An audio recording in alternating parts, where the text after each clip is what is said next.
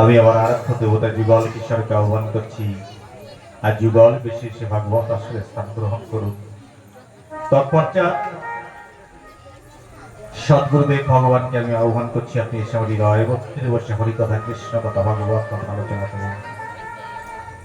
স্থান দেবতা, নগর দেবতা, বাস দেবতা, যজ্ঞ রক্ষ কিন্নর ভূত পিচাস কীট পতঙ্গ ধূলিকণা সবাইকে সাধন মন্ত্রণা স্ত্রী ভাগবত আসরে এবং ভাগবতের ছত্র ছায় উপস্থিত বৈষ্ণব ভক্তমণ্ডলী মাতৃমণ্ডলী রাতুল চরণ অধমের কোটি কোটি ধন্যবাদ।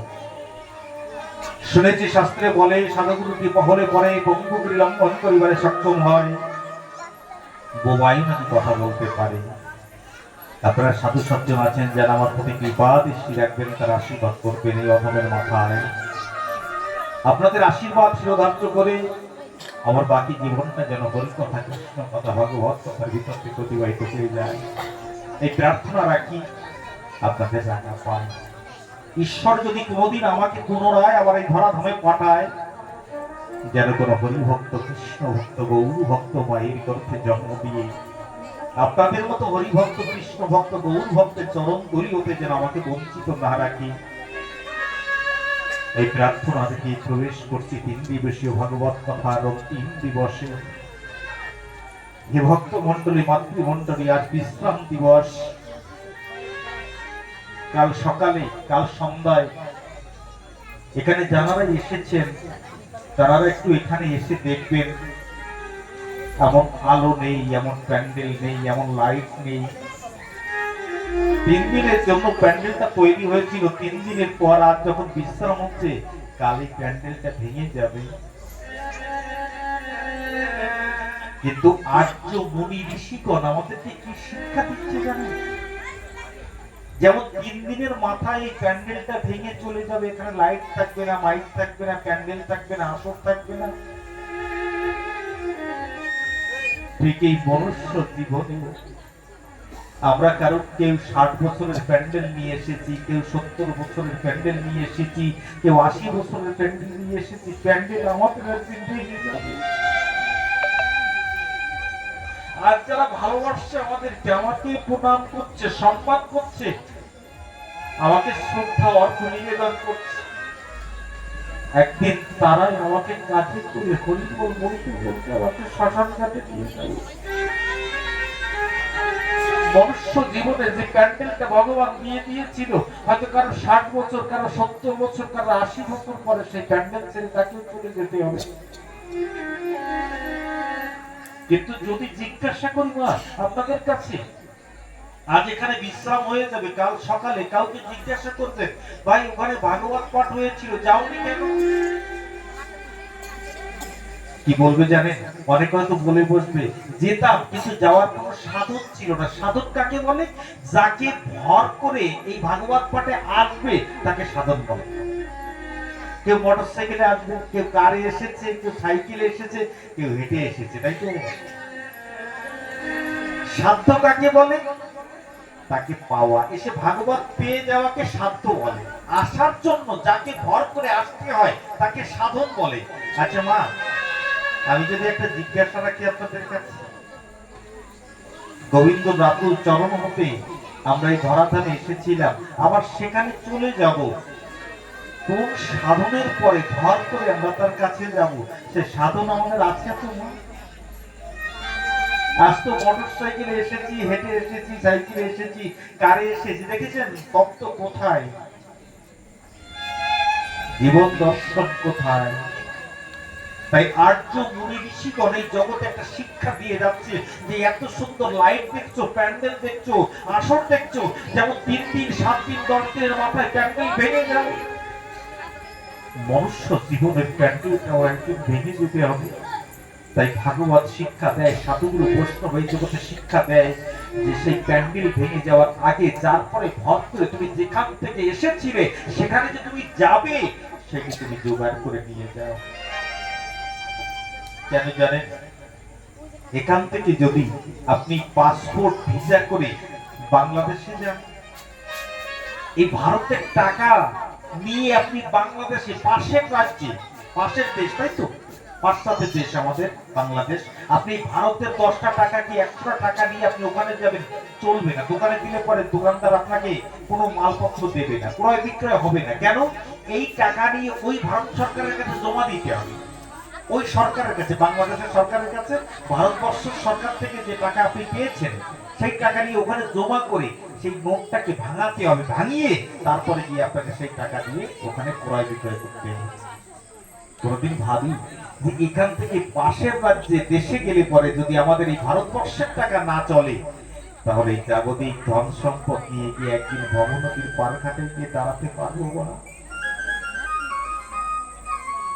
তাহলে কি হবে না, এই অর্থ যদি খরচা কেউ করে সাধু সেবায়, বৈষ্ণব সেবায়, ভাগবত সেবায়, সেই অর্থ একদিন পরমার্থ হয়ে দেখা দিতে পারে। সেই পরমার্থ ধন সঙ্গে করে নিয়ে যেদিন মানুষ পার ঘাটায় গিয়ে দাঁড়াবে, সেদিন এই ধনের বদলে এই ধন, এই পরবর্তী ধন, জাগতিক ধন খরচ করে পরমার্থ ধন নিয়ে সেই পার খাটায় গিয়ে যখন সেই ধনের ফলে তুমি একদিন তরি পার করে তুমি রাত গোবিন্দের রাতে মুখে গিয়ে পৌঁছাতে পারবে। কিন্তু মাগো, আজ যদি আমরা সকাল থেকে সন্ধ্যা পর্যন্ত কারোর বাড়িতে গিয়ে কর্ম করি, কি শান্তি, সন্ধ্যার সময় সেই মালিকের কাছে চলে যাই, আমার 300টি টাকা দিন, বলি কিনা মা? কেউ যদি দোকানদারি করছে, সঙ্গে সঙ্গে মালপত্র বিক্রয় করছে, সঙ্গে সঙ্গে তার পয়সা পাচ্ছি, তাই না? কোনো কর্ম করলে তার ফল সঙ্গে সঙ্গে পাচ্ছি। ছেলেরা পরীক্ষা দিচ্ছে, পরীক্ষা দেওয়ার পরে অপেক্ষা করে থাকে রেজাল্ট আউট কবে হবে। সবকিছু সঙ্গে সঙ্গে চাচ্ছি, কিন্তু ওরা মুক্তিটা কেন চাচ্ছি না? ভাবা যায়। আমি প্রথম দিন ভাগবত আসর এখানে বলেছিলাম যে জগৎবন্ধু সুন্দর যখন রাস্তা দিয়ে যাচ্ছে 5 জন শিষ্য নিয়ে, জগৎবন্ধু সুন্দর একজন মহান সাধু ছিলেন, যখন 5 জন শিষ্য নিয়ে একজন জঙ্গলের ভিতরে যাচ্ছে, মা কথাটা আবার বলি, যখন যাচ্ছে ওই জঙ্গলের ভিতর থেকে একটা শুকর দৌড়াতে দৌড়াতে এসে জগৎবন্ধু সুন্দরের পায়ের কাছে চোখের জল ছেড়ে দিয়ে কি যেন বলতে চাইছে। জগৎবন্ধু সুন্দর হাত ছানি দিয়ে অভয় দান করে তাকে বলছে, চিন্তা করো না, অভয় দান করছে। শুকরটা মস্ত অবনত করে যখন আবার জঙ্গলের দিক চলে গেল, এই 5 জন শিষ্য জগৎবন্ধু সুন্দরকে জিজ্ঞাসা করছে, প্রভু বলুন না, এই শুকরটা জঙ্গল থেকে দৌড়াতে দৌড়াতে এসে আপনার চরণ পাদপঙ্ক্তি কি যেন বলতে চাইছে, আপনি অভয় প্রদান করলেন, কি ঘটনাটা একটু খুলে বলবেন? জগৎবন্ধু সুন্দর ডাক দিয়ে বললেন, এই পূর্ব জন্মে আমার একজন শিষ্য ছিল। এই যে শুকর জনিতে যিনি এসেছে, যে শুকরটা এসেছে আমার চরণের কাছে, এই পূর্ব জন্মে আমার একজন শিষ্য ছিল। ভাবা যায় না? তাহলে একটা স্খলিত কর্ম করবার জন্য শুকর জনিতে গিয়ে জন্মগ্রহণ করেছে, কিন্তু পূর্ব জন্মে ও ভাগবত কথা শ্রবণ করত। এই ভাগবত কথা শ্রবণের জন্য তার স্মৃতি রয়েছে যে আমার গুরুদেব যাচ্ছে, তাই আমাকে দেখে ছুটে এসে আমার পাদপদ্মে প্রণাম করে বলছে, গুরুদেব আমাকে আর একটা সুযোগ দিন, আমি এমন নিচ কর্ম করে আমি শুকর চরিতে আসবো না, আমাকে একটু মানুষ হতে ইচ্ছা করে। গুরুদেব অভয় দান করলো যে যদি পেয়েছো ওর ভয় নেই, আগামীতে আবার তুমি মানুষ হয়ে আসবে।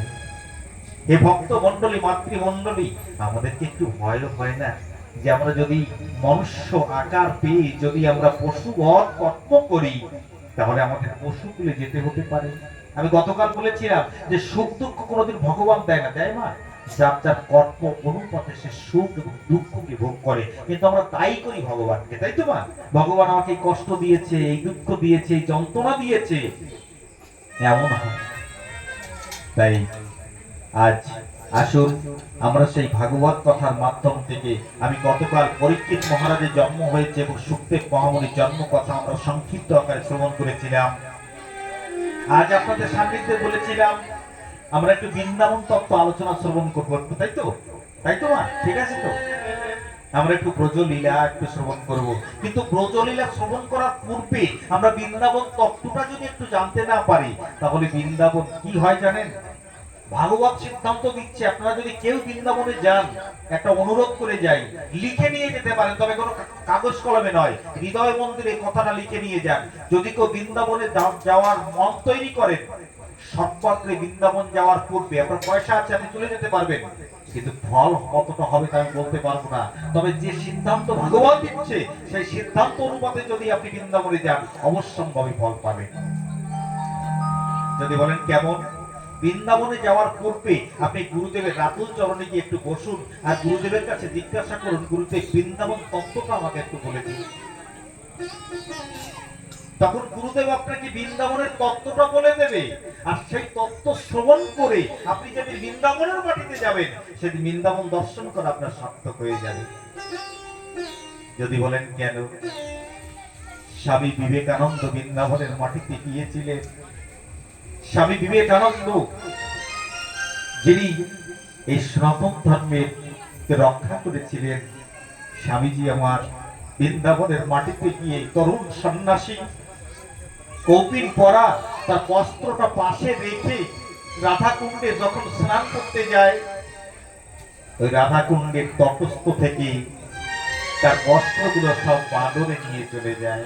কোথায় যেন চলে যায়। তরুণ সন্ন্যাসী যখন স্নান করে উপরে উঠে দেখে তার বস্ত্র নেই।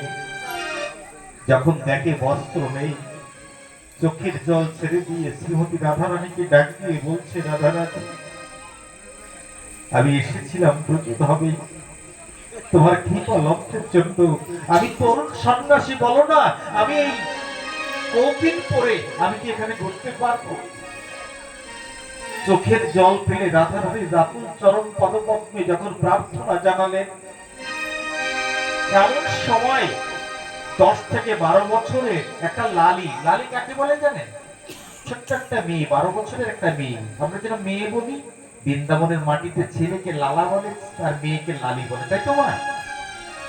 12 বছরের একটা লালি একটা কাপড় থালাই করে নিয়ে ডাক দিয়ে বলছে, ওগো সন্ন্যাসী, আমাদের বাড়িতে বৈষ্ণব সেবা হয়েছে, 108 জনকে বস্ত্র দান করবে আমার পিতা, 107 জনকে বস্ত্র দান করেছে, আর একজন সাধু পাইনি, তাই কাপড়টা নিয়ে আমি বেরিয়েছি। তোমাকে দেখে আমার এই মনে হচ্ছে যে কাপড়টা তোমাকে দান করে যায়। অতীব প্রয়োজন তরুণ সন্ন্যাসী স্বামীজি আমার হস্ত পেতে যখন সেই লালির কাছ থেকে কাপড়টা নিলেন, বস্ত্র পরিধান করলেন, হঠাৎ তাকিয়ে দেখে সেই লালি নেই, নিরুদ্দেশ হয়ে গেলেন। হঠাৎ নিজের ভিতরে সম্বিত ফিরে এলো স্বামীজির ভিতরে। মনে মনে চিন্তা করলো, রাধারানী, এই মাত্র তোমার কাছে প্রার্থনা করলাম, আর প্রার্থনা মাত্রই তুমি কাপড় নিয়ে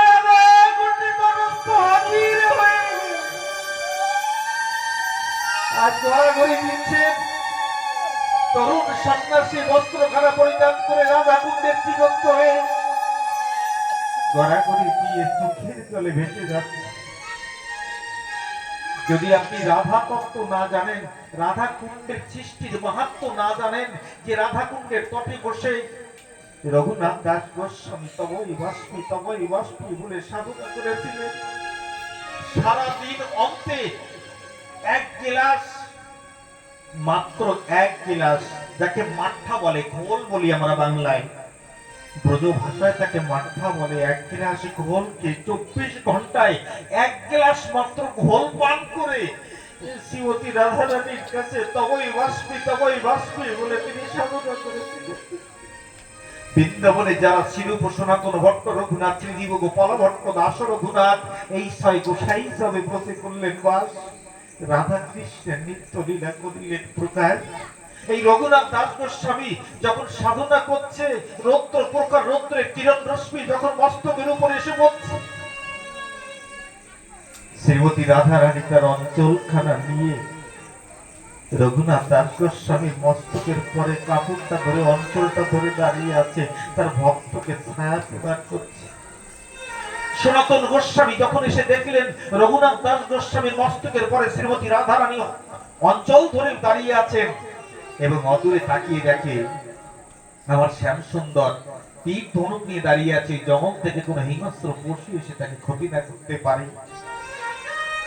সনাতন গোস্বামী সন্ধ্যার সময় রঘুনাথ দাস গোস্বামীকে ডেকে পাঠালেন এবং ডাক দিয়ে বললেন, যাও রৌদ্রে বসে আর ভজন করতে হবে না, আদেশ করছি কুটির নির্মাণ করো। এই প্রথম বৃন্দাবনের সনাতন গোস্বামীর আদেশে রঘুনাথ দাস গোস্বামী কুটির নির্মাণ করলেন।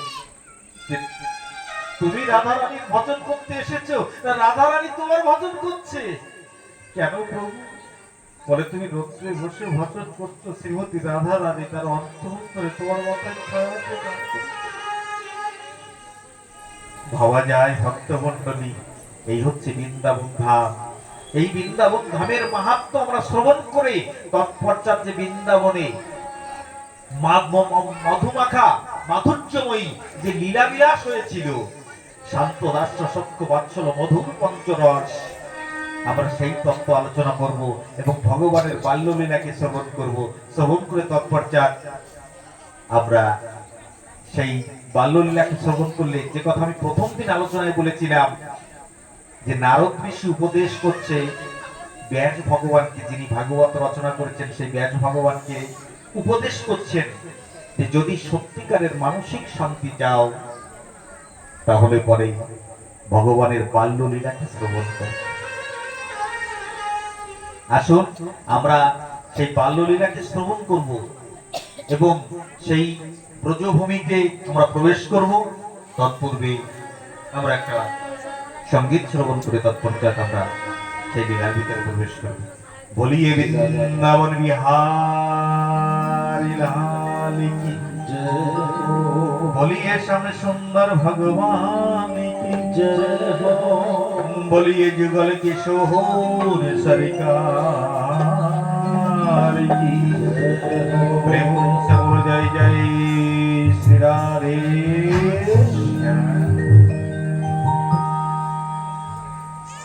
गोविंद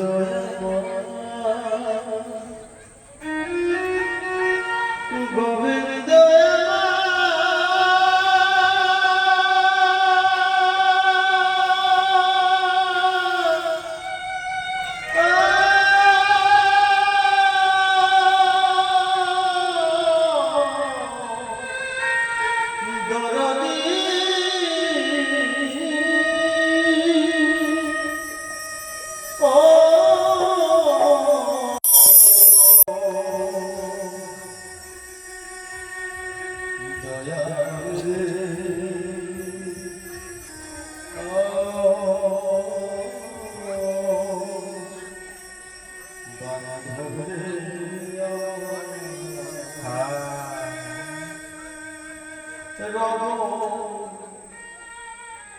আর কত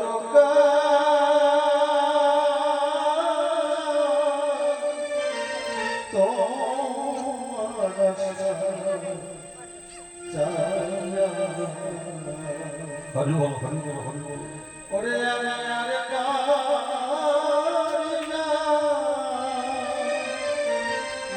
এই সংসারে এই দুঃখের বোঝা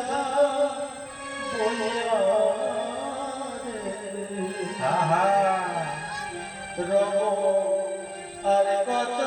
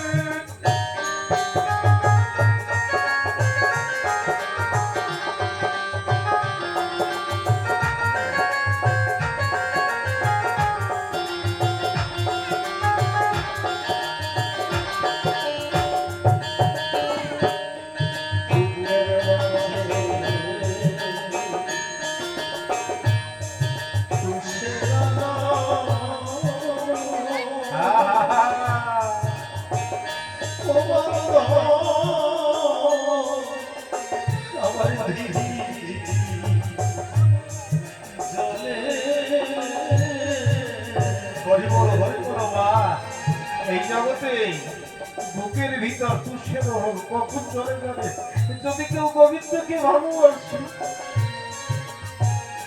আর তার ভালোবাসার মানুষটার কথা যখন বিরহ জাগে তার ভিতরে বিরহ কাকে বলে মা বিশেষ ভাবে রহ বিশেষ ভাবে তার উপর রহে বিরহ জাগে তার হৃদয়ে আর যখন বিরহ জাগে না কেন পাঠিয়েছিল গোবিন্দ তুমি তোমাদের জগতে আমি আসার পূর্বে সুন্দর ভুবন সৃষ্টি করেছিলে আমি আসবো বলে সেখানে তুমি আমাকে প্রেরণ করলে কিন্তু আসার পরে গোবিন্দকে বলেছিলে গোবিন্দ যে মর্তদলে পাঠাচ্ছ সেখানে গিয়ে আমি যাবো কি করে যে তুমি আমার কাছে এসেছি? গোবিন্দ বলেছিল একমাত্র সাধুগুরু বৈষ্ণবের মাধ্যমে তুমি আমার কৃপা লাভ করতে পারবে। সাধুগুরু বৈষ্ণবকে দর্শন করলে পরে সেই বিরহ জাগে, আমার গোবিন্দের বিরহ জাগে।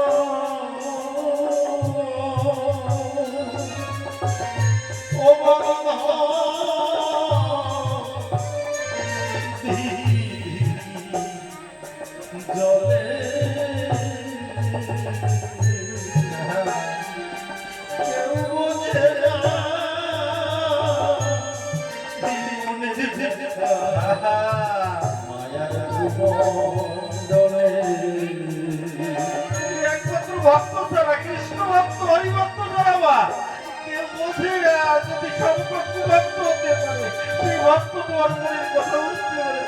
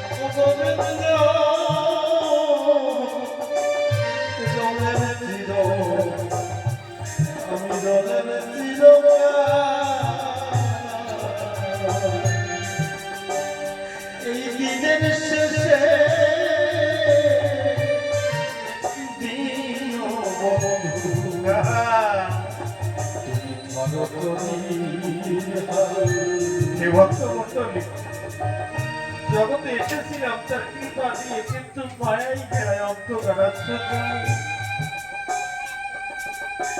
তোমার দাদুর চরণ ভুলে আমি সংসার মোহে মায়ায় মোহে পতিত হয়ে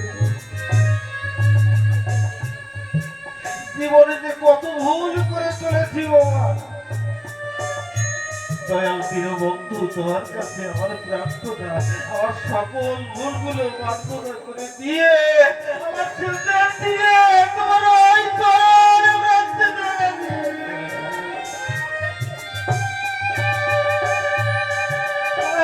তোমার রাতুল চরণে আমার জায়গা করে দিও।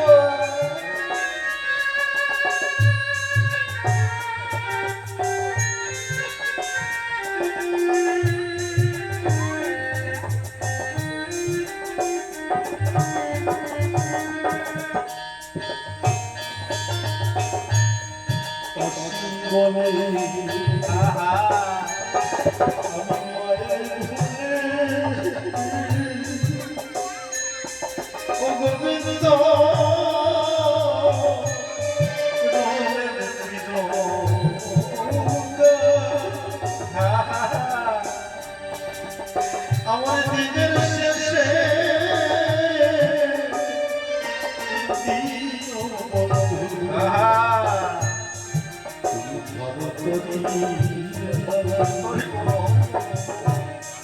আমার আশা মনে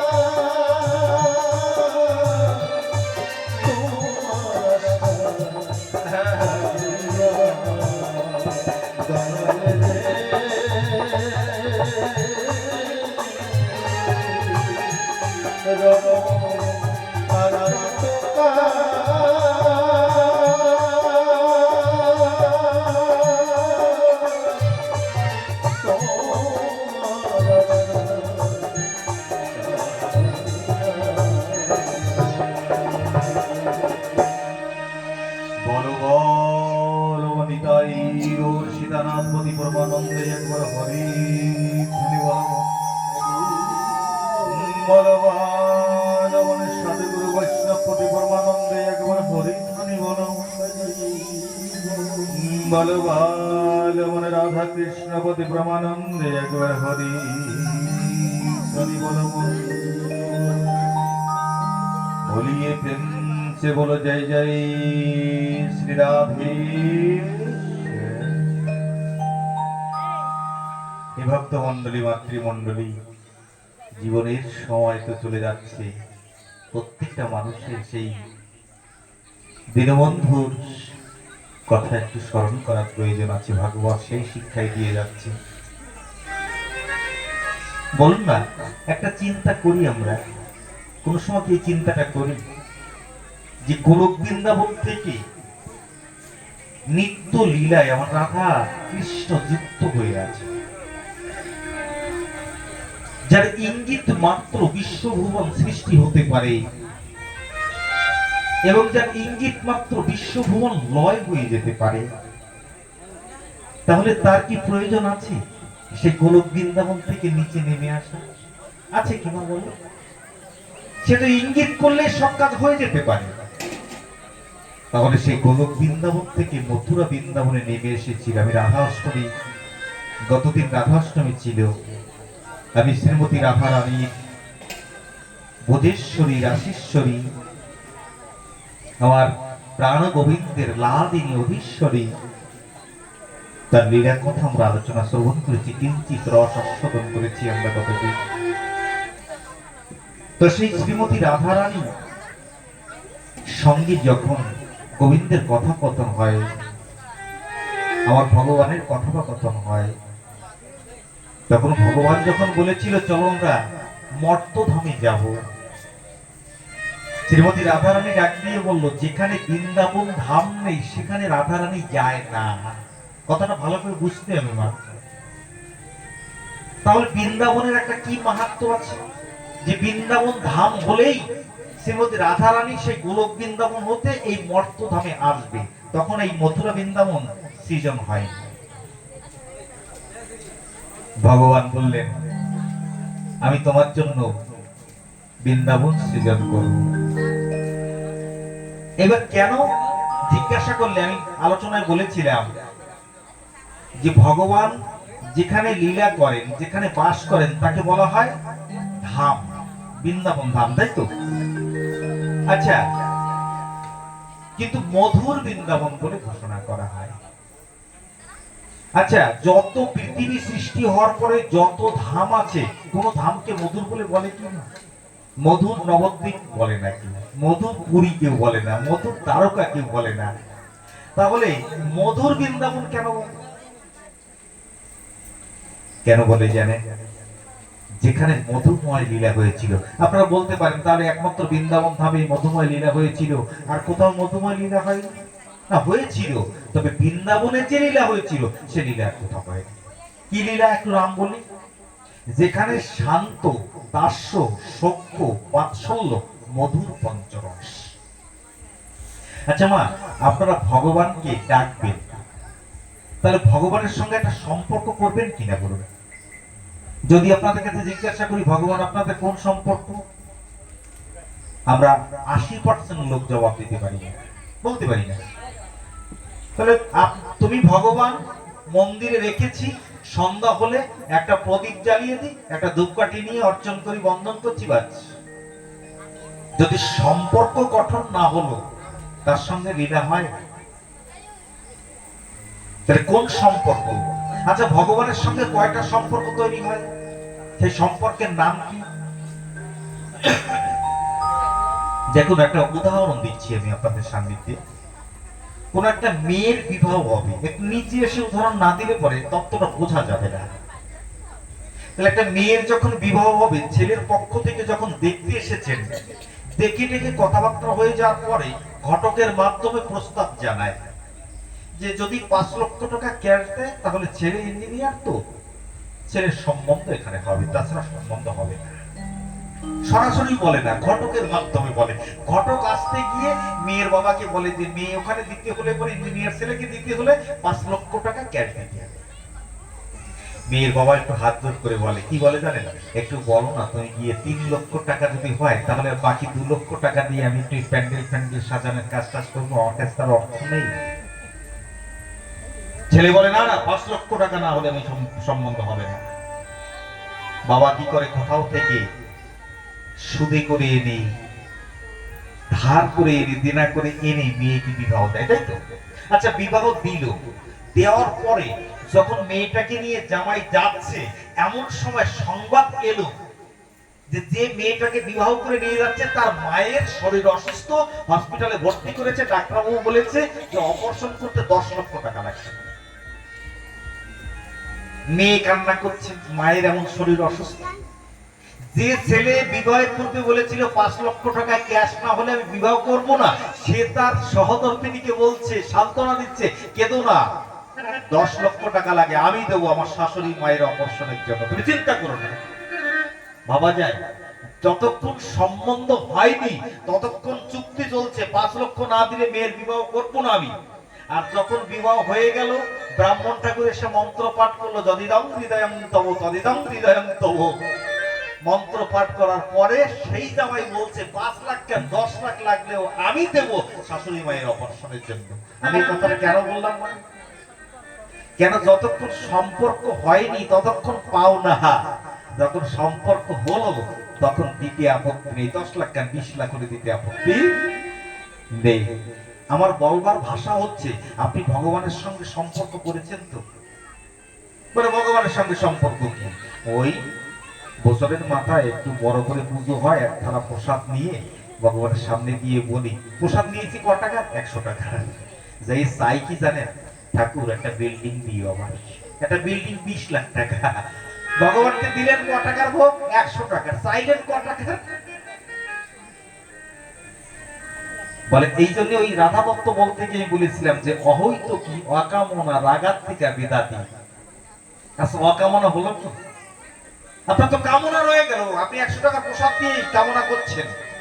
শুধু তাই নয়, আপনারা যদি রক্ষাকালী পুজো হয়, শ্যামাকালী পুজো হয়, ব্রাহ্মণ ঠাকুর যখন মন্ত্র পাঠ করে আপনারা গিয়ে একটু মন্ত্রটা শ্রবণ করবেন এবং ব্রাহ্মণকে পরের দিন জিজ্ঞাসা করবেন যে এই মন্ত্রটা পাঠ করলেন এর মানে কি একটু বলুন তো। মন্ত্র পাঠ করে না, ইয়া দেবী সর্বভূতে শক্তি রূপেণ সমস্তিতা নমস্তস্যৈ নমস্তস্যৈ নমস্তস্যৈ নমো নমঃ বলে কে বলে। তারপরে বলে ধনং দেহি মানং দেহি পুত্রং দেহি, আমাকে ধন দাও, মান দাও, পুত্র দাও। কিন্তু এই চাওয়া পাওয়ার ভিতরে রাধা প্রেম নাই, রাধারানীর উপাসনা নাই এখানে। যদি রাধারানীর উপাসনা করতে হয় তাহলে ভগবানের সঙ্গে আপনার একটা সম্পর্ক গঠন করতে হবে।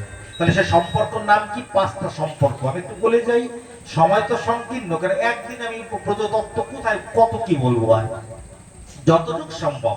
আজ কমিটির ছেলে বলেছে 12টা পর্যন্ত কর। বাবা বাবা বলো তো 12টা পর্যন্ত? হ্যাঁ দেখা তো কমিটির ছেলেরা সব হাত উঁচু করে দিয়েছে, সব হাত উঁচু করে দিয়েছে, দেখছো? যাই হোক যাই হোক, খুব আনন্দ, খুব আনন্দ। তার কারণ কি, তোমাদের এখানে তো পাঠ, তোমাদের তো হয়ে গেল পাঠ, আমাদের তো কালকের থেকে আবার আর এক জায়গায় আর এক জায়গায়। গত বছর প্রায় 100 নাইটের উপরে ছিল আমাদের বায়না, আপনাদের আশীর্বাদে। এবছরও আছে অমরকোট, কাগজনগর, বিভিন্ন জায়গায় আমাদের বায়না আছে। দেশে তো আছে, আমাদের তো প্রত্যেক দিন করতে হয়। আমাদের বাড়ি সম্পর্ক যেই 11টা মানে 10:30টা বেজে যায় না, সেই আস্তে আস্তে মিউজিক দেয়, আরতি কুঞ্জ বিহারী, মানে আমার সংকেত দেয় যে থামো, মানে ডাইরেক্ট করতে পারে না, তোকে থামো, তা ওইভাবে ইঙ্গিত দেয়। আমি বুঝি তো, আস্তে আস্তে ইঙ্গিত দেয়। কিন্তু কি করবো, সব লক্ষ্য করে। হ্যাঁ যাই হোক, তবে এখন এই যে সম্পর্ক, আমি সম্পর্কটা একটু বলে যাচ্ছি কেন, যদি ওপরে বিস্তার ভাবে আলোচনা করতে যায় অনেক সময় দরকার। শান্ত, তাহলে শান্তভাবে কারা ভজনা করেছিলেন? মুনি ঋষিগণ। এই যে নৈমিষারণ্যে 88,000 ঋষি মুনিগণ বসে আছে, যেখানে সুতমুনি আলোচনা করছে, তাই তো? তাহলে ওরা কি হচ্ছে? শান্তভাবে বসে আছে। আচ্ছা, শান্ত না হলে শান্তি পাওয়া যায় না। আমি গতকাল একটা উদাহরণ দিয়েছিলাম, একটা বুড়ো মা ঘুমিয়ে পড়ে, বলছিলাম না যে আমার পাঠ শুনিয়া একবারে ঘুমাই পড়ছে। আমি জিজ্ঞেস করলাম, বুড়ো মা তুমি এইভাবে এসে ঘুমাই পড়লে, হরি কোথায়? বলে বাবা আয়ুর্বেদিক, হোমিওপ্যাথিক, অ্যালোপ্যাথিক ডাক্তারদের আসছি, কোনো ডাক্তার আমার একটু ঘুম দিতে পারে না। ঘুমানোর জন্য চেষ্টা করি, ঘুমই মোটে হয় না, কিন্তু তোমার পাঠ শোনার সাথে সাথে আমার ঘুম চলে গেছে। আমি বললাম তোমার মন শান্ত হয়ে গেছে। আমি চৈতন্য চরিতামৃতের কৃষ্ণদাস কবিরাজ গোস্বামীর একটা পয়ার বলেছিলাম আপনাদের সামনে। পয়ারটা কি? যে যোগী, রোগী, ভোগী সবাই অশান্ত, কৃষ্ণ ভক্ত, হরি ভক্ত, গৌর ভক্ত নিষ্কাম, অতএব শান্ত। আপনি যদি নিষ্কাম জগতে না যান তাহলে আপনি শান্তি পাবেন না, শান্ত হতেও পারবেন না। যদি চাওয়া পাওয়া থাকে তাহলে পরে, আমি গতদিন বলেছিলাম যে রাধারানীকে যখন নিধুবনে ভগবান শ্রীকৃষ্ণ ডাক দিয়ে বললেন তোমার সেবায় আমি সন্তুষ্ট হয়েছি, তুমি কিছু চেয়ে নাও। রাধারানী কি চাইলেন? তুমি বাসো কিনা বাসো ভালো, তাতে আমার দুঃখ নাই, তোমাকে বাসিব ভালো, এই দেখি। আর আমরা কি করি জানেন? একজনকে যদি একটু নিমন্ত্রণ করে খাওয়াই না, তা একটু আশা করে বসে তাই আমি ওনাকে নিমন্ত্রণ করে খাইয়েছি, উনি নিশ্চয়ই আমাকেও একদিন ডাকবেন। বাবা এই ভাবনা থাকলে নিমন্ত্রণ করার দরকার নেই, তাই না? তার কারণ এটা রাধা রানীর ভাব নয়। তাহলে শান্ত মুনি ঋষিরা শান্ত ভাবে ছিলেন। দাস্য শান্ত, দাস্য সজ্ঞ, বাৎসল্য মধুর। তাহলে দাস্য প্রেমে হনুমান, তাই তো? আচ্ছা, যদি দাসের মতো দাস হওয়া যায়, তাহলে যদি একটা রাম মন্দির কোন স্থানে থাকে, সেই অঞ্চলে 100 হনুমান মন্দির আছে। ভুল বলছি কি মা? কেন? হনুমান এমন দাস হয়েছিল ভগবান রামচন্দ্রের, মর্যাদা পুরুষোত্তম রাজীব লোচন রামচন্দ্র ভগবানের এমন দাস হয়েছিলেন হনুমান, যে দাসের কাছে আমার ছোট্ট একটা ঘটনা মনে পড়ে যায়, না বললে আপনারা বুঝতে পারবেন না। দাসের লক্ষণটাকে যদি আমি বুঝাতে যাই আপনাদের, একটা সিদ্ধান্ত, একটা হচ্ছে দৃষ্টান্ত। তো দৃষ্টান্ত দিলে সিদ্ধান্তকে হৃদয়ঙ্গম করা যায়। কি হলো জানেন? চরণ সেবা করছে হনুমান, সীতা দেবী, মা জানকী দেবী এবং ভগবান মর্যাদা পুরুষোত্তম রামচন্দ্র ভগবান বসে আছেন। বারংবার হনুমান ভগবানের দিকে তাকাচ্ছেন, নয়নে নয়ন মিলাচ্ছেন, কিন্তু ভগবান রামচন্দ্র এড়িয়ে যাচ্ছেন, তাকাচ্ছেন না। সীতা দেবী এই জিনিসটাকে লক্ষ্য করলেন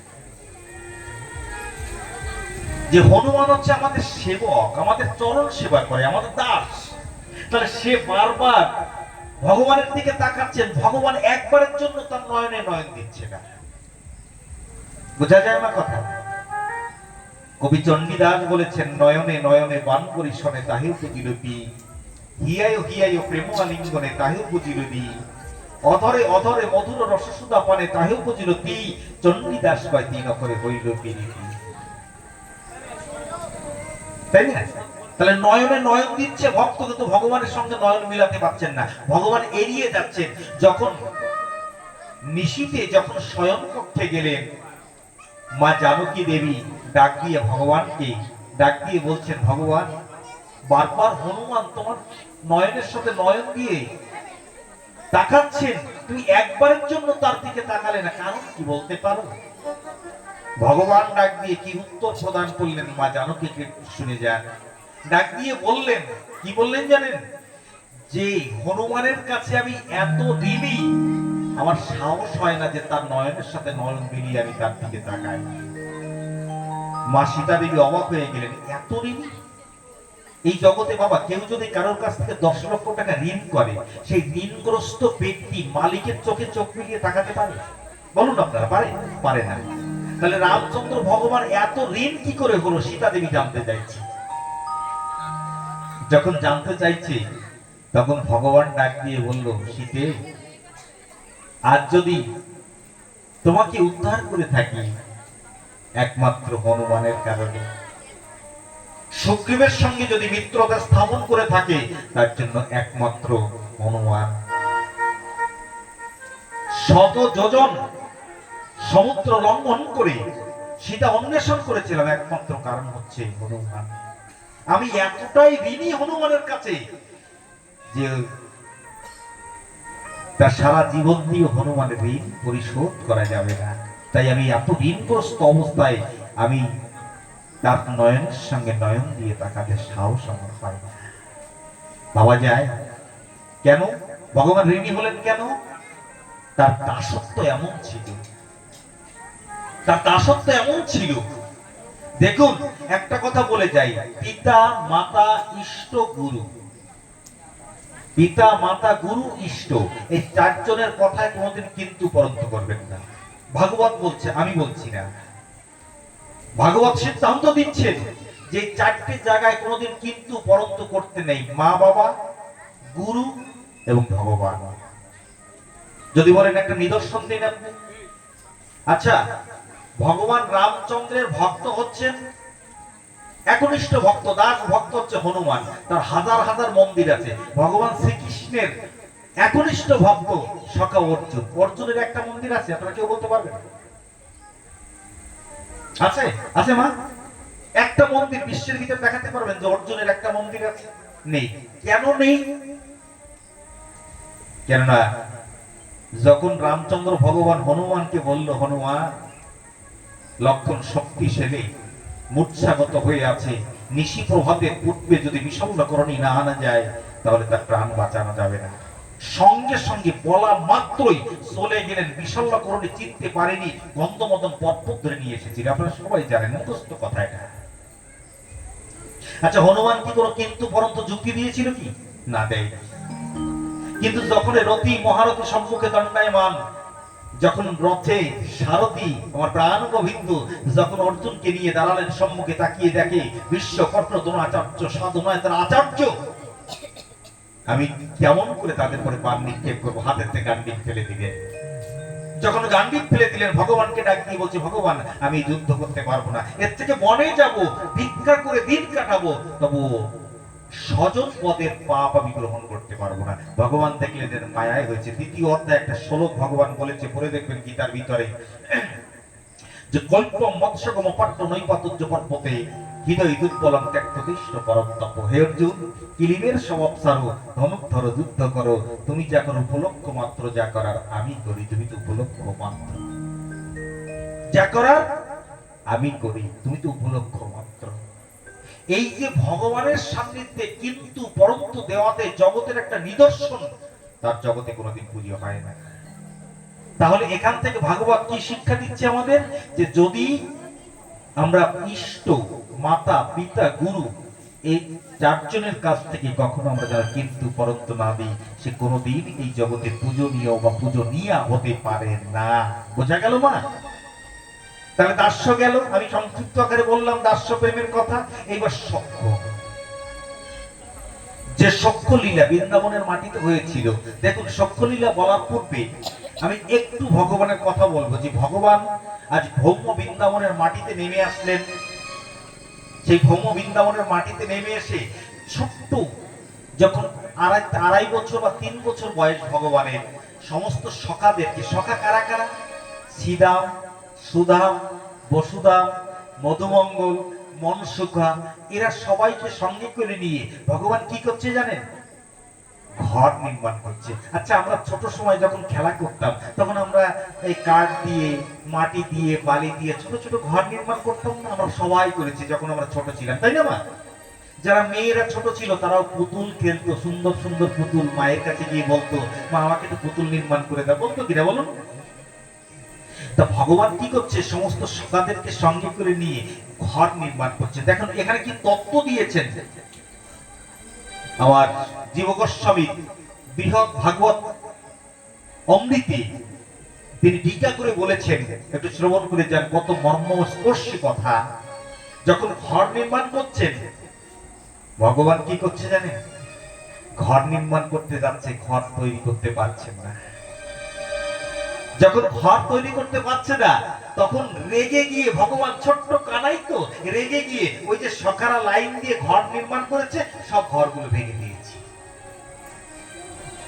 যখন ঘরগুলো ভেঙে দিয়েছে, সখারা রেগে গিয়ে কানাইকে বলছে, কানাই তুমি ঘর নির্মাণ করতে পারোনি, তাই হিংসা করে আমাদের ঘরগুলো ভেঙে দিবে। ভগবান বলছে না। যিনি ভাগবত টিকা করেছেন তিনি বর্ণনা করছেন যে ভগবান তার অভিব্যক্তি প্রকাশ করলেন যে আমি জগতে ঘর বাঁধতে আসিনি, আমি জগতে ঘর বাঁধতে আসিনি, আমি সবার হৃদয় ঘরে বসবাস করবার জন্য এসেছি। বোঝা যায় মা? আমি সবার হৃদয়ে ঘরে বসবাস করবার জন্য এসেছি। তাহলে এই যে হৃদয় মন্দিরে, গীতায় বলছে বেদনং সংবেদস্মি দেবানংস্মি বাসব ইন্দ্রিয়াণং মনস্তাস্মি ভূতানংস্মি চেতনা। সেই চেতনা রূপে আমার হৃদয় মন্দিরে কে বাস করে? ভগবান বাস করে। ব্যাসাংশী জিন্নানি যথা বিহায় নবানি গৃহতি নরহ পরানি তথা শরীরানি বিহায় জিন্নান নান সংজাতি নবানিতে। নূতন বস্ত্র পুরনো হলে মানুষ যেমন হস্তে তুলে করে পরিধান, দেহ হলে জরাচিহ্ন ছেড়ে যায়, তার চৈতন্য আত্মা আবার নূতন দেখে যান। বোঝা যায়? তা সেই আত্মসত্তা রূপে ভগবান আমাদের হৃদয় মন্দিরে চেতনা রূপে বিরাজমান হয়ে আছেন। আমি সেই হৃদয় মন্দিরে ঘর বাঁধবার জন্য এসেছি, আমি কোনো ঘর বাঁধতে জগতে আসি। বোঝা যায় মা? তাহলে ভগবান ঘর বাঁধতে আসেনি।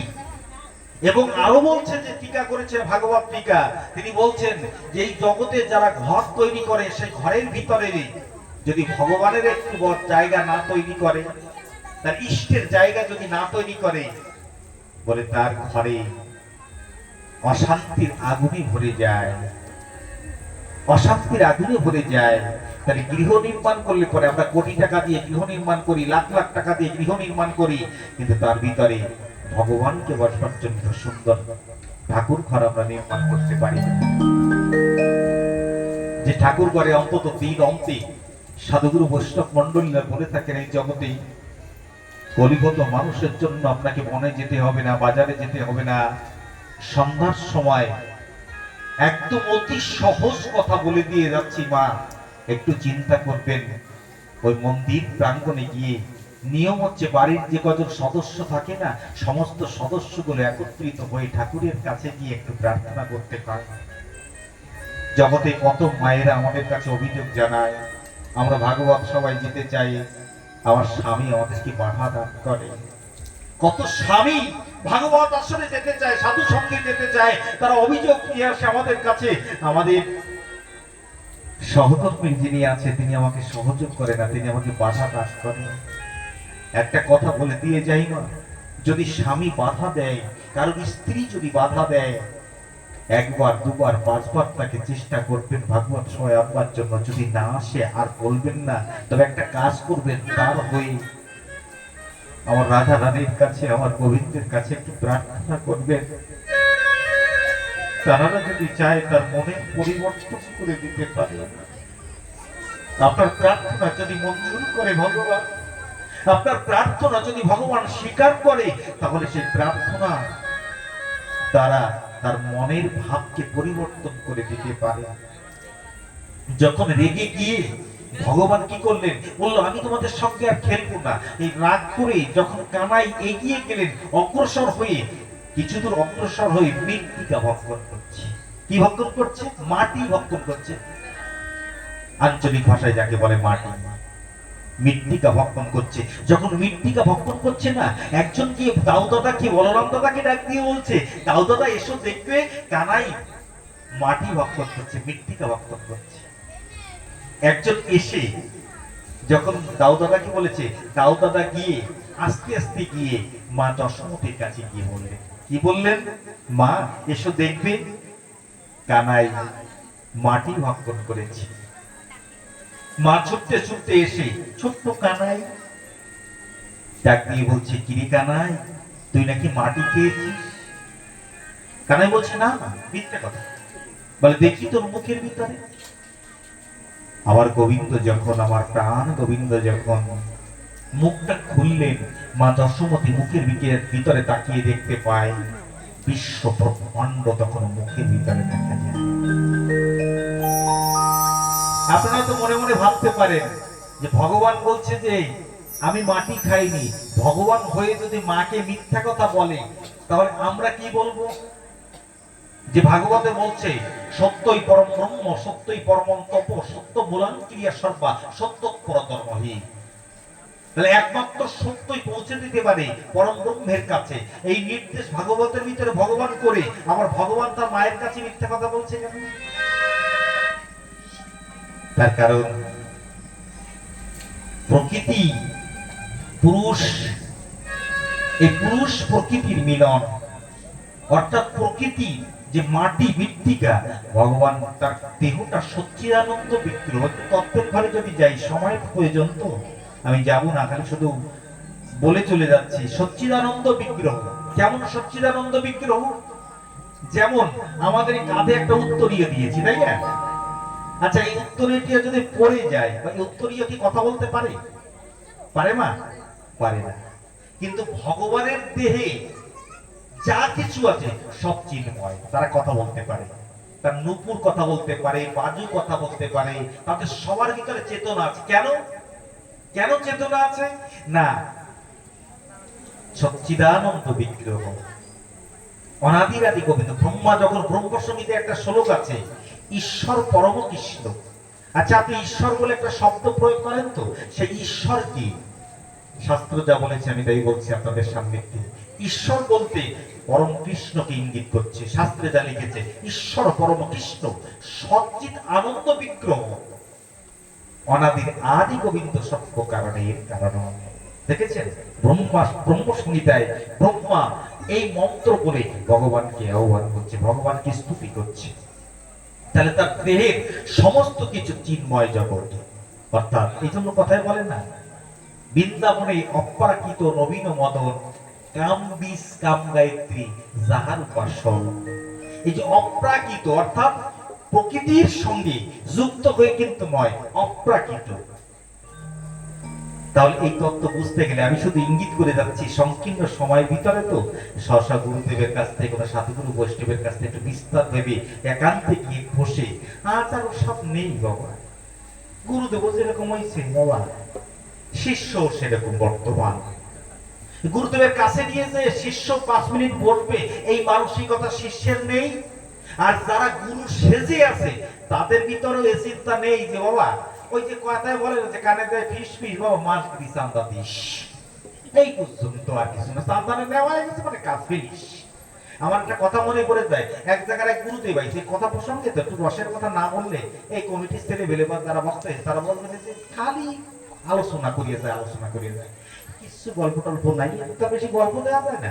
এক গুরুদেব আসছে, তো গুরুদেব আসলে পরে তার এক শিষ্য আছে, তার নাম হচ্ছে নিবারণ। নিবারণ যখন এসে গুরুদেবের সামনে দাঁড়াইছে, গুরুদেব তাকাই দেখে কি নিবারণ ভালো একজন চপ্পল পাই দিয়েছে, নূতন একদম। গুরুদেব আসতে বলতেছে, নিবারণ সুন্দর একজন চপ্পল জুতো পাই দিয়েছিস তো। নিবারণও বোধ কাণ্ডজ্ঞান নাই, গুরুদেবের সাথে কিভাবে কথা বলতে সে বোধ নাই। নিবারণ ডাক দিয়ে বলছে, গুরুদেব তোমার পছন্দ হয়েছে, তা তুমি এক কান নিয়ে যাও, আমি এক কান নিয়ে যাই। গুরুদেব কই খান দাদা, এক কান চপ্পল কেউ নেয় নাকি, কয়টা তুমি 2 খান নিয়ে যাও। তা গুরুদেব কাছে 2 খান আমারে দিয়ে দিলে, গুরুদেব বলতেছে, বাবা 2 খান আমারে দিয়ে দিলে তো বাড়ি থেকে মা জিজ্ঞেস করলে কি বলবা রে, বলবা রে কুত্তই নিয়ে গেছে। বাবা যায় কি শিষ্য আর কি গুরুদেব। বাবা শুধু আমি আগে বলতাম যে আপনারা সবাই দীক্ষা নেবেন, শিক্ষা নেবেন, এখন আর বলি না। যদি বলেন কেন বলি না, কেন বলি না জানেন, 80% লোককে আমি পরীক্ষা করে দেখেছি দীক্ষা মন্ত্র তাদের মনে নেই। যদি গুরুদেবের নাম জিজ্ঞেস করি তো অনেক সময় চিন্তা করে গুরুদেবের নাম বলে, মানে ভুলিয়ে গেছে, তা মনে নাই। আবার এমন গুরুদেব আছে গ্রামে আসে, শিষ্য এসে বাবা ভালো আছেন, বাবা চিনতে পারলাম, কেন ওই যে 2 বছর আগে নাম লিখি না। কি অবস্থা সমাজের পরিস্থিতি। একটা জিনিস জানবেন, একটা মুসলমানের 5 বছরের ছেলে যদি কোনো একটা লোক মারা যায়, মরে গেলে পরে সে যে সূরা, একটা কোরআন শরীফ থেকে একটা সূরা বলে তাকে কবরে নিয়ে যেতে হয়, তার মুখস্থ। কিন্তু আমি যদি 100 হিন্দু ছেলেকে এখানে দাঁড় করে দিই, একটা গীতার স্বরূপ বলতে পারবে না। আমাদের অনেকে বলে যে হাজার হাজার ভাগবত পাঠ হচ্ছে, বন্যা হয়ে যাচ্ছে, মানুষের ভিতর পরিবর্তন কই, এসব কথা আমাদেরকে শুনতে হয়। আমি অনুরোধ করে যাব আপনারা সবাই, কেন 3টে জিনিস এই জগতে যদি ভুল হয়ে যায় মানুষ জীবনে নরকে পতিত হয়। একটা হচ্ছে ছোট সময় কোনো ছেলে যদি ছেলে বা মেয়ে যদি আদর্শ শিক্ষা না পায়। নাম্বার 2 যদি বিবাহকরণে ভুল হয়ে যায়। নাম্বার 3 যদি গুরুকরণে ভুল হয়ে যায়। এই হাতে যদি সাপে কামড় দেয় না, এখানে বাঁধন দেওয়ার জায়গা থাকে। যদি কোনো সাপ মস্তকে দংশন করে, বাঁধন দেওয়ার জায়গা থাকে না, থাকে মা, থাকে না। তাই আমি সতর্ক করে দিয়ে যাবো। এখন আর বলি না যে আপনারা সবাই দীক্ষা নেবেন, দীক্ষা নিতে হয় কেন, দীক্ষা নিয়ে দীক্ষা মন্ত্রে যদি মানুষের মুখস্থ না থাকে, তা সে দীক্ষা নিয়ে লাভ কি বলো? ওই যে নাম মাত্র না, কানে 2 ফুট দিয়ে গেল, আমার 2টো শিং গজালো, জাকায় বেড়ালাম না, ওই জাকানো বেড়ায় কাজ হবে না বাবা। অন্তত ইষ্ট নাম যে মন্ত্রটা পেয়েছি, সেই মন্ত্রটা প্রত্যেকটা মানুষের যদি হিন্দু বলে পরিচয় দেন, সন্ধ্যার সময় এই যে তুলসী দেবী, প্রত্যেকটা ঘরের সামনে তুলসী বেদি থাকা উচিত, এবং সন্ধ্যার সময় তাকে দুঃখটি দেখানো উচিত। যদি বলেন কেন, কথা তো খালি শুধু মনে করে, কব 3 দিনে কত কব, যদি 7 দিনের প্রোগ্রাম রাখতে কিছু বলা যেত। আমি অনুরোধ রাখবো সবার কাছে, আগামীবার 7 দিনের প্রোগ্রাম হয়, তাহলে একটু পড়ান খুলিয়ে বলে দিতে পারবো, 7 দিন শুনতে পাবো। তাহলে এই যে তুলসীর বেদি রাখার কথা বললাম, কেন বললাম শুনে যান। লঙ্কা দাহন করেছিল হনুমান, আগুন লাগিয়ে দিয়েছিল, প্রত্যেক ঘরে আগুন দিচ্ছে। আগুন যখন দিচ্ছে দিতে দিতে দেখে যে একটা বাড়িতে তুলসীর বেদি দেখা যাচ্ছে। কার বাড়ি বলতে পারেন সেটা? সেটা হচ্ছে বিভীষণের ঘর। সে বিভীষণের ঘরে তুলসীর বেদি দেখে হনুমান সেই ঘরে আগুন দেয়। যে এটা ভক্ত বাড়ি, বাকি সব কটাকে পোড়ায় মারবো, এই ভক্তরে পোড়াবো। আমার মনে হয় যদি হিন্দু বলে দাবি করি, প্রত্যেকের ঘরের সামনে যদি একটা তুলসীর বেদি থাকে না, তো বিরহের আগুন, মায়ার আগুন, অশান্তির আগুন, এইসব আগুন যখন আসে অন্তত দেখে মনে হয় যে সেই আগুন তার ঘরের ভিতরে প্রবেশ করবে না। তবে একটা জিনিস, যেরকম ঠাকুরকে যত্ন করে রাখেন, তুলসী দেবীকে ঠিক তদ্রূপ যত্ন করে রাখবেন। কেন রাখবেন? যদি ওখানে কোনো কদাচার হয়, সেই অপরাধ সেই বাড়ির মালিকের করে যায়। তাই আমি অনুরোধ করব, তার কারণ কি জানেন? আসুন আমরা বৃন্দাবনে লীলা শ্রবণ করছি, একটু মাঝে মাঝে যদি একটু আবার গান টান না হয়, একটু কথা না হয়, সব রকম দিয়ে তো আমাদের চলতে হবে। কেন কেউ আসে বলে কোন সময় একটা সঙ্গীত হবে, কেউ আসে চিন্তা করে কোন সময় আবার একটু আলোচনা বেশি হবে, আবার কেউ আসে চিন্তা করে দেখি না কয়জন লোক আইছে, আবার কেউ কেউ চিন্তা করে যে চাই দেই আমাকে লোকাল পাঠক তো দেই সাজগোজ কিরম করছে, এরকম ভাবনা নিয়ে আসে বাবা, কত মানুষ কত চিন্তা ভাবনা নিয়ে আসে। তবে আমরা এই 3 দিন পর্যন্ত গান কীর্তন করছি, একটাও কিন্তু হিন্দি গান করিনি। তবে আজকে একটা হিন্দি গান করবো। যদি আবার হিন্দি গান না করি না, কালকে সকালে ওই কালবোর্ড টালবোর্ডের সমস্ত জায়গায় যুবক ছেলেরা আলোচনা করবে কি বাংলা নিয়ে একটা হিন্দি গান হলো না, খালি বাংলা গান বাংলা গান বাংলা গান। তবে হিন্দি গান বেশি গাই না কেন জানেন? প্রথম যখন 23 নম্বরে দীপা কিশোরী আসে, 23 নম্বরে যখন দীপা কিশোরী আসে, ওখান থেকে পাঠ করে গিয়ে কালীমেলা পাঠ করতে যাই। এখান থেকে 25 বছর আগের কথা, তাই না? 20 বছর আগের কথা। আমি গ্রাম থেকে, আমার গ্রাম হচ্ছে এমপিবি 68 নম্বর, ওই গ্রাম 15 বছর গ্রাম, ওই গ্রাম থেকে কালীমেলায় ভাগবত শুনতে আসছি। তা ভাগবত শুনতে আসার পরে এখন আমি এক জায়গায় নিরিবিলি বসে ভাগবত শুনছি, দীপা কিশোরী পাঠ করছি। এইবার গত বছর আমার দীপা কিশোরীর মামার বাড়িতে বায়না ছিল 7 দিন, কারাগা 18 নম্বর অমর করছে। আচ্ছা, তো পাঠ করছে, আমি বসে আছি, আমার পাশে কোন গ্রামের সেই মা সেই বাবা আমি জানি না, স্বামী স্ত্রী তারা দুজন বসে রয়েছে। এখন দীপা কিশোরী আলোচনা করছে, মাতা পিতা কো ভজন করনা চাহিয়ে, হিন্দিতে বলছে। আর স্বামী তার স্ত্রীকে বলছে, তুমি হিন্দি বোঝো? সব বুঝি। কি বলছে?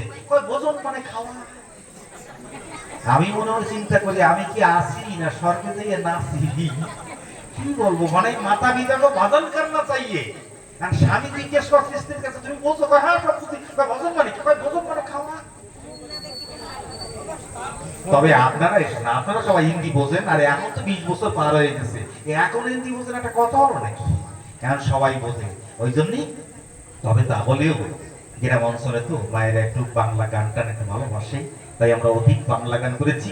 আজ একটা হিন্দি গান একটু প্রজলীলা করছি, সেই লীলার সঙ্গে যুক্ত রেখে আমি একটা হিন্দি ভজন করছি। আপনারা অল্প সময়